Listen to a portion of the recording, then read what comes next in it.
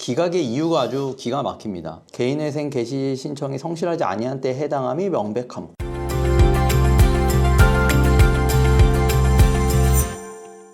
안녕하세요. 유익산 김은찬 변호사입니다. 오늘 또 실제 사례를 가지고 와서 소개해드리는 시간을 가져볼까 하는데요. 좀 광주지방법원이 이제 주식 코인을 좀 이제 어떻게 보는지에 대해서 좀 순차적으로 한번 설명해 주시면 좋을 것 같아요. 실제로 사건이 이제 기각까지 됐었던 사례인데 사건 한번 살펴보면 네. 그래서 주식 코인으로 광주에서 개인회생을 진행하면 이런 식의 보정이 나옵니다. 광주지방법원 회생실에서는 채무자가 주식, 가상화폐, 도박, 게임, 과소비로 채무 증대를 한 경우에는 원칙적으로 변제율 80% 이상으로 진행하고 있다. 이렇게 나오고 뭐 여기도 밑에 다른 사건 보정인데도 뭐 비슷하게 나오죠. 광주지방법원 개인회생실은 인터넷 게임, 주식, 가상화폐, 도박 변제율 80% 이상을 전제로 하고 있음.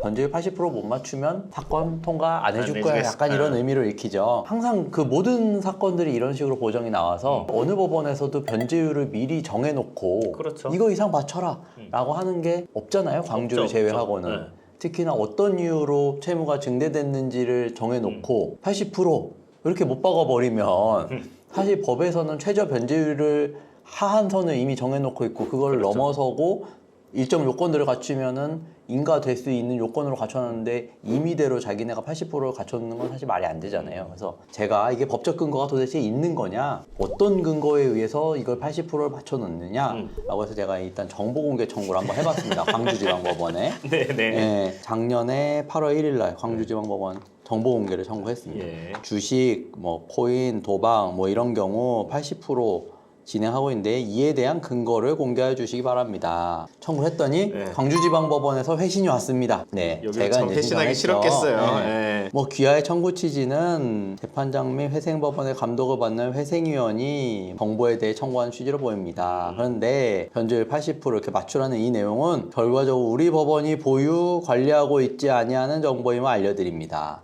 결국 이 말은 뭐예요? 근거 없다. 네, 광주지방법원은 80%를 전제로 시행하고 있습니다 라고 보정은 내리지만 아무런 근거가 없다. 물론 당연히 법에 반하는데 이거를 근거로 만들어놨을 리가 없겠죠. 일률적으로 회생위원들이 이런 취지의 보정을 내리고 있단 말이에요.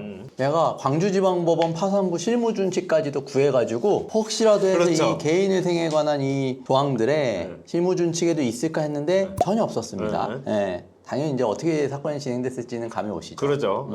실제 기각됐던 사건의 보정 권고가 어떻게 나왔는지를 한번 살펴보면서 넘어갈 건데 5월 19일자 이제 2024년 초에 접수한 사건인데 이 보정 권고에는 60%를 맞추라고 나왔어요. 신청인은 주식 투자 실패, 그 다음에 채무총액 변제 기간 뭐 이런 등을 고려할 때 60% 이상으로 상향한 변제 기간 제출을 검토하시기 바랍니다. 50% 내외 정도로 아마 접수했었던 걸로 기억이 나는데 근데 이제 밑에 참고로 이렇게 써놨죠. 광주지방법원 회생실에서는 80% 이상을 전제로 한다. 그러면 이 말은 80%를 전제로 하지만 당신은 다 줄게. 60%로 맞춰줄게.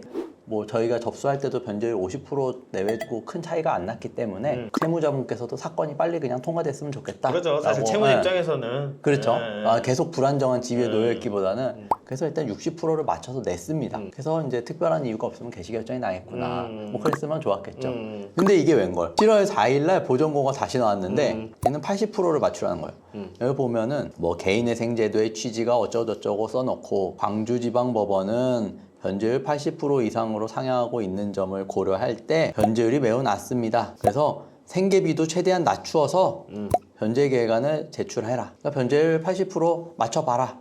다시 제출하라 이거잖아요. 왜 이런 일이 나왔냐 도대체. 60%라더니 왜 갑자기 말을 갑자기 바꿔. 말 바꾼 거죠. 80%로 하래. 이 기준이 고무줄이야. 이거 도대체 무슨 일이냐. 스스로도 아무 근거 없이 그냥 재판 마음대로 하고 있다는 거를 자인하는 거잖아요. 5월 19일과 7월 5일 사이에 무슨 일이 있었냐. 회생위원 승계가 있습니다. 이거는 재판부의 회생위원이 바뀐 거예요. 전 회생위원은 60%로 하면은 일단 개시결정 보고서를 올려서 통과시켜 주려고 했는데 회생위원이 갑자기 이제 중간에 바뀌면서 마음이 나는 바뀌었어. 마음에 안 들어.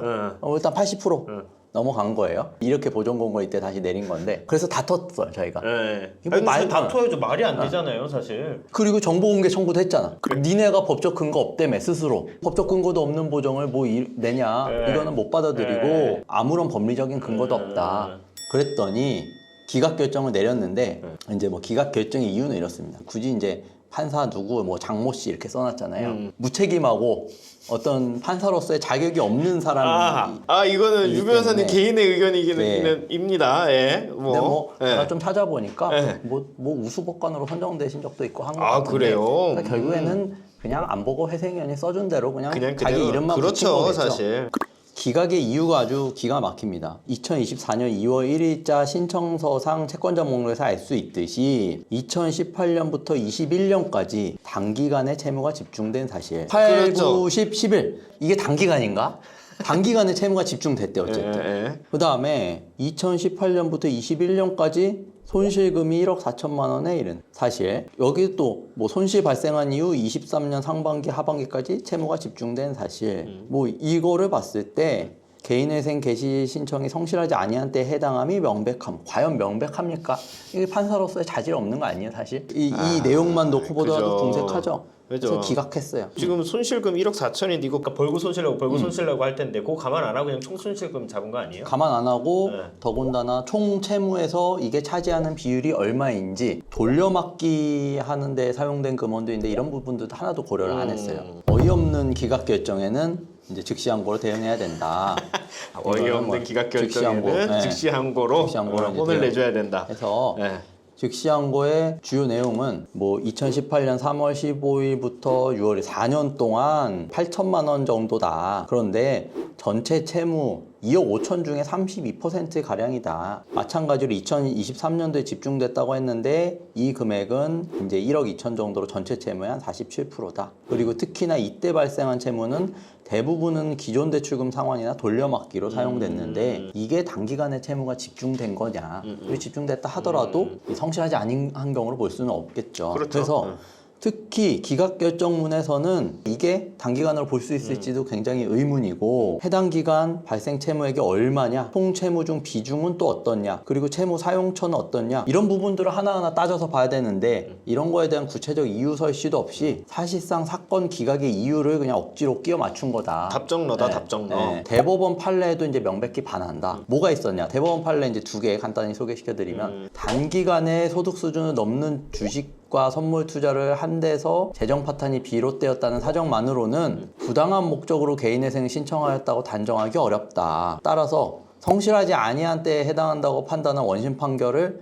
위법하다고 판단해서 이제 파기한 거예요. 성실하지 않다고 단정할 수 없다라는 거고 마찬가지로 2013만 101 판결, 요 대법원 판결도 개시 신청 전, 그러니까 개인회생 전 약 1년 동안 발생한 채무가 전체 채무 중에 80%에 이르는 사건에서도 최근 채무액이 전체 채무액에서 차지하는 비중이 높다는 사정만으로 개인회생 절차를 진행하는 것이 적합하지 않거나 부정한 목적으로 개인회생 개시 신청을 하였다고 단정하기 어렵다. 개인회생 진행해줘라. 약간 이런 의미죠. 근데 이런 대법원 판례도 하나도 고려하지 않고 아무렇게나 그냥 자기 도장 찍어가지고 판결 내린 거죠. 다행스럽게도 이제 2심으로 올라갔잖아요. 네네. 제 의견을 그대로 다 받아주셔가지고 예. 기각 취소 결정이 났습니다. 그래서 1심 결정 취소한다.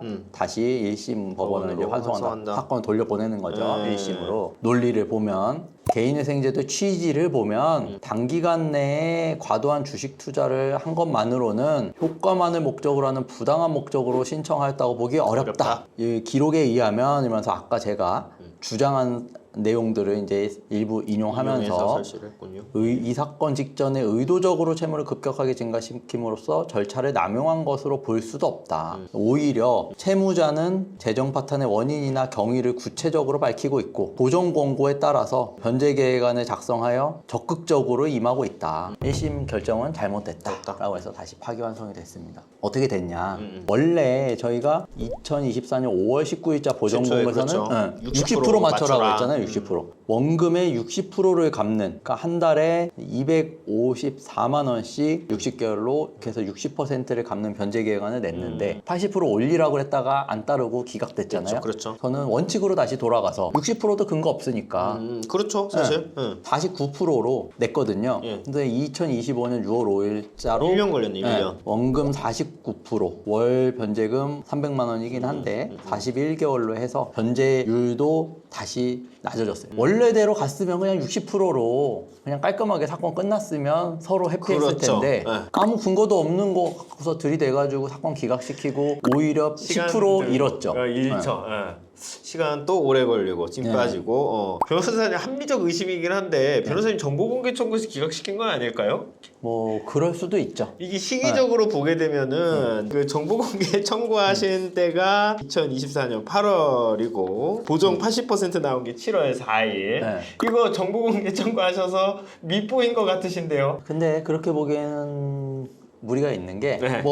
근데 정보공개 청구 당연히 할 수 있는 할 거고 수 있죠, 당연히. 그리고 제가 네. 근거 없다라는 의견서에 네. 정보공개 청구 결과도 다 냈어요. 아, 그것도 너네 이제 스스로도 하셨고. 근거 없는 건데 이거를 무슨 근거로 내고 있냐 보정을. 네. 근데 재밌는 게 제가 앞에서 말씀 안 드렸지만 네. 그렇게 해서 근거 없습니다. 정보공개 청구해도 너네도 근거 없다며.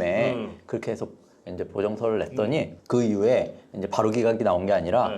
2차례 정도 보복성 보정이 나왔어요. 아, 보통 게 최근 나왔죠? 채무의 네. 사용처라든지 뭐 주식 투자 내역이라든지 이런 것들 일정 기간이 있잖아요. 그러면 그 앞단에서 이미 우리가 다 보정을 하고 자료를 제출했잖아요. 처음 채무가 발생했던 2018년부터 뭐 다정내서 내라. 이러면서 어마어마한 양의 보정이 나왔어요. 그러니까 너네 이렇게 할 건데도 해봐? 약간 그러니까 사실은 어떻게 보면은 권력을 남용한 측면이 있죠, 분명히. 그럼에도 불구하고 굴하지 않고 8월 11일 날 채권자 집회 마치고 최근 9월 5일 날 변제 계획 인가 결정까지 이제 난 사안입니다. 제 생각에는 광주지방법원에서 그 회생위원들 사이에서 내부적으로 뭐 형성되어 있는 네. 그냥 그런 어떤 지침일 그런 것 것 같은데 같아요. 네. 사실 뭐 그런 지침이 있는 거는 뭐 좋다 이거예요. 근데 이제 제가 봤을 때는 그래도 이건 굉장히 어떤 그 중요한 내용이기 때문에 실무 준칙상에 반영이 되어야 될 사안으로 그렇죠. 보이거든요. 최소한 뭐 옳고 그름을 떠나서 네. 그런 근거 없이 이제 뭐 이루어지는 거는 말 그대로 그냥 우리 클럽 들어오려면은 뭐 그렇죠. 빨간 옷을 입어야 돼. 네. 그 이 정도 수준이란 말이에요. 근데 그렇죠. 이게 법원인데 비난받아야 되는 그런 내용이라고 저는 생각을 하고요. 지금 2025년인데 네. 우리나라가 뭐 미국처럼 주별로 쪼개져 있는 것도 아니고 이렇게 관할 법원끼리 이렇게 다른 문제는 좀 빠르게 좀 시정이 되어야 한다. 좀 그런 이제 의견을 조심스럽게 이제 표현을 합니다. 대법원 판례가 있어도 뭐 무시하는데 뭐 오죽하겠냐. 아니 그러니까 이거 라는 생각이 좀 대법원 들죠. 판례 네. 있어도 무시하면 이거 그냥 말 그대로 그냥 개인 간의 모임, 우리 모임에서 개인회생 결정을 받으려면 이걸 따라. 그 이상 없는 거 아니에요? 그 이상이 있나요, 그게? 이런 식으로 재판을 하는데 이제 채무자분들께서 조금 유리한 상황으로 재판 받아보겠다고 뭐 수도권으로 특히나 뭐 이제 서울로 올라와서 서울회생법원 접수하기 위해서 노력하시는 분들이 있는데 그렇죠. 과연 그거를 이제 비난할 수 있겠냐 이런 생각도 좀 많이 들고 좀 복잡한 생각이 많이 드는 사건이었습니다. 굉장히 긴 시간 동안 이제 그 끌고 가시는 그렇죠. 사건이었는데 네. 그 변호사가 심기가 불편해지고 화가 나는 순간이 있거든요. 이제 그렇게 되면은 좋은 법률 서비스를 제공할 수 있다. 흔하게 표현하는 발작 버튼. 그러니까 변호사의 발작 버튼을 딱 누르는 순간이 굉장히 좀 전투력이 확 올라오는 그게 있는데 제 생각에 이제 또 좀 그런 또 사안이 아니었을까 이런 생각이 들고요. 지금 또 어쨌든 이런 어떤 보정 자체는 계속 이제 뭐 유지는 되고 있는 것이기 때문에 네. 코인이라든가 주식 투자 이런 내용으로 변제율을 맞추라 라는 보정 자체는 사실 근거가 있는 것은 아니고 다퉈야 한다. 다퉈야 한다라고 보시나요? 다툴 수 있다 정도로 정리해야 되나요? 다툴 수 있다 정도로 정리하는 게 맞을 것 같고 사안에 따라서 좀 다르기 때문에 광주뿐만 아니라 회생법원에서조차도 변제율을 얼마로 맞춰라 아니면 얼마 이상 올려라 뭐 이런 보정들이 나오기는 하거든요. 그래서 이런 부분들이 과연 합당한지에 대해서는 좀 계속적인 검토가 필요하지 않을까라는 생각이 좀 듭니다. 오늘은 광주지방법원에서 주식 코인으로 이제 개인회생 진행하고 변제율을 맞추라라는 보정이 나왔고 맞추지 않아서 기각이 됐고 그래서 이제 결국에는 이제 항고 절차를 통해서 이제 다시 번복을 해낸 그래서 더 좋은 결과로 번복이 된 거죠. 사례를 한번 소개를 드렸고요. 변제율을 딱 맞춰라라는 이제 보정 자체가 사실 근거가 있는 것은 아니기 때문에 다툴 수 있다 정도로 정리를 아까 하기로 했고요. 또 관련해서 궁금하신 점 있으시면 언제든지 편하게 문의 부탁드리겠습니다. 오늘 영상 여기까지고 다음 영상으로 찾아뵙겠습니다. 감사합니다.